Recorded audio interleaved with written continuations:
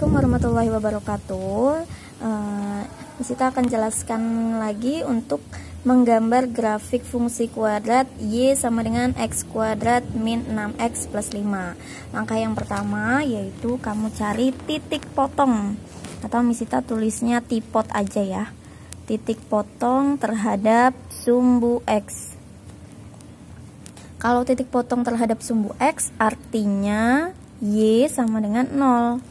Jadi yang semula Y sama dengan X kuadrat min 6X plus 5, maka jadi Y nya sama dengan 0 sama dengan X kuadrat min 6X plus 5. Kemudian kamu faktorkan ya, boleh pakai rumus ABC nggak apa-apa. Ini Misita faktorkan ya. X kuadrat min 6X plus 5 difaktorkan, berarti di sini X, di sini juga X. Berapa kali berapa hasilnya? Plus 5, kalau ditambah hasilnya negatif 6. Berarti negatif 5 dan negatif 1 ya. Nah baru X min 5 sama dengan 0, maka X nya sama dengan 5. Kemudian X min 1 sama dengan 0, maka X nya sama dengan 1. Nah di sini kita punya dua titik jadinya.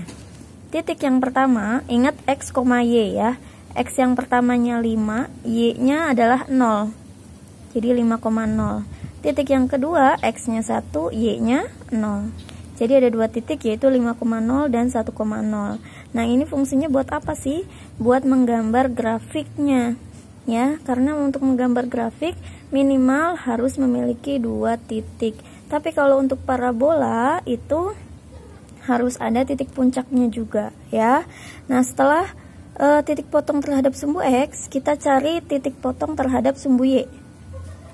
Tipot sumbu Y. Nah kalau titik potong terhadap sumbu Y, kalau X maka Y nya sama dengan 0, kalau sumbu Y maka X nya yang sama dengan 0. Nah yang tadinya Y sama dengan X kuadrat min 6X plus 5 diganti X sama dengan 0, jadi Y sama dengan 0 pangkat 2 min 6 kali 0 ditambah 5.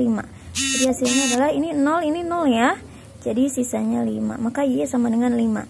Ketemulah titiknya yaitu X nya 0, Y nya 5, maka 0,5 ya. Ingat X, Y bukan Y, X.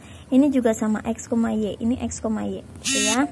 Nah setelah titik potong sumbu Y, kita cari titik puncak atau titik baliknya, koordinat titik balik. Koordinat titik balik atau titik puncaknya. Oke, rumusnya apa sih? Rumusnya P sama dengan, untuk X nya itu adalah sumbu simetrinya, yaitu min B per 2A. Sedangkan Y nya adalah min D per 4A. Oke, tinggal dimasukin. Min B nya berapa sih? Kita tulis dulu coba. Y sama dengan X kuadrat min 6X plus 5. Maka di sini A nya 1, B nya min 6, C nya 5 gitu ya. Nah ini min, B nya min 6, berarti min 6 per 2 kali A nya 1, min D. D itu apa sih rumusnya? D itu rumusnya B kuadrat min 4AC per 4A ya. Oke, sama dengan ini min sama min jadi plus 6 per 2. Kalau yang ini jadi min, B nya tadi min 6 pangkat 2 min 4 kali A nya 1, C nya 5 per 4 kali 1, jadinya 3, min dalam kurung ini 36 positif ya 4. Oke, udah jadinya 3, ini min 36 dikurangi 20, 16 dibagi 4, jadinya 3, ya. Oke, jadi titik puncaknya adalah 3, negatif 4. Selain pakai cara yang ini untuk menentukan titik puncak, kalian bisa cari sumbu simetrinya dulu, yaitu sumbu simetri ya. Kalau sumbu simetri berarti kan persamaan ya bentuknya, X sama dengan gitu. X sama dengan min B per 2A. Nah, kemudian masukin kan. Nah, ini anggap aja yang ini belum kamu hitung misalkan. Oke, lanjut. Min B per 2A berarti min B-nya adalah min 6 per 2 kali A-nya 1. Jadinya 6 per 2. 6 per 2 itu sama dengan 3 ya. Ini untuk sumbu simetrinya, jadi cari di sini aja. X sama dengan 3. Nah, untuk X sama dengan 3, terus kamu masukin X-nya ke persamaan kuadratnya. Y sama dengan X kuadrat min 6X. X kuadrat min 6X plus 5. Ini substitusi ya. Substitusi X sama dengan 3 ke persamaan kuadrat. Oke, dimasukin X nya sama dengan 3. Jadinya 3 pangkat 2 min 6 kali 3 plus 5. Jadinya 9 min 18 plus 5. Ini min 9 tambah 5 jadinya min 4. Nah, maka titik puncaknya adalah, atau titik baliknya adalah X-nya 3, Y-nya min 4. Sama kan? Sama ya, ini sama ini. Nah, jadi bisa pakai cara yang ini. Kalau yang ini kamu udah ketemu 2, jadi ini sebagai sumbu simetri. Yang ini adalah titik puncak. Jadi kalau udah ketemu sumbu simetrinya, masukin ke persamaan, ketemulah titik puncaknya nanti. Ya, kalau yang ini udah 2 juga sama. Jadi yang X-nya itu sebagai titik puncaknya yaitu 3. X sama dengan 3. Sedangkan titik puncaknya yaitu 3, negatif 4. Boleh pakai yang ini, berarti kamu pakai rumus min B per 2A, min D per 4A. Atau boleh pakai rumus sumbu simetri aja, kemudian kamu substitusi, baru ketemu titik puncaknya. Ya, setelah ketemu, jadi kita punya beberapa titik nih. Titik yang pertama 5,0, 1,0, 0,5, dan 3, negatif 4. Nah, kita punya 4 titik, baru kita bikin grafiknya. Ini misalkan kita bikinnya di sini ya.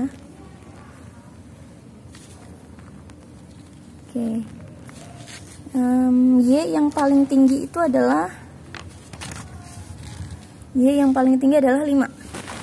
Berarti di sini 5. Nanti kamu pakainya penggaris ya. 1, 2, 3, 4, 5. Kemudian Y paling rendahnya adalah negatif 4. 1, 2, 3, 4. Oke. Kemudian X paling tingginya adalah 5. 1, 2, 3, 4, 5. X paling rendahnya nggak ada ya, 1 minimal, berarti nggak ada yang di negatif. Oke, lanjut. Nah, tinggal masukin nih. Yang pertama 5,0. 5,0 berarti Y-nya X-nya 5,0, Y-nya 0. Berarti sini, karena ini kan titik potong terhadap sumbu X, berarti ada di X. 5,0 dan 1,0. Ini 1, ini 5. Berarti di sini dan di sini. Kemudian titik potong sumbunya adalah 0,5. 0,5 berarti di sini titik potong sumbu Y. Ini sumbu X. Kemudian sumbu simetrinya adalah X sama dengan 3. X sama dengan 3, ini bukan 1, aduh. Ini 1 di sini ya. 1, 2, 3. Oke, berarti di sini. Oke. Nah, ini sumbu simetrinya X sama dengan 3. Kemudian titik puncaknya adalah 3, negatif 4. 3, negatif 4. Nah, jadi dia puncaknya di sini nih. Baru dia nanti balik. Oke, namanya juga titik balik atau titik puncak. Oke, dari sini kamu tarik garis. Garisnya harus gimana ya? Harus halus gitu, jangan tegak banget gitu, jangan. Karena nanti akan melengkung di sini nih. Nah, melengkung di sini, kemudian balik lagi ke atas. Nah, balik lagi ke atas. Nah, gunanya sumbu simetri ini tuh buat apa sih? Supaya bagian kanan dan kiri itu sama. Jadi biar kamu tahu kalau di sininya dari sini ya, dari titik yang tengah ini ke sini 2 langkah, berarti di sini 2 langkah juga. Ya, kalau dari sini ke sini dari atas sini ke 5 itu 3 langkah, 1 2 3. Maka di sini juga 3 langkah, 1 2 3 di sini misalkan. Berarti kurang ya. Nah, seperti itu. Oke, jadi ketemu kurang lebih seperti ini grafiknya. Ya, nanti kalian bikin yang lebih bagus lagi. Oke, selamat mencoba.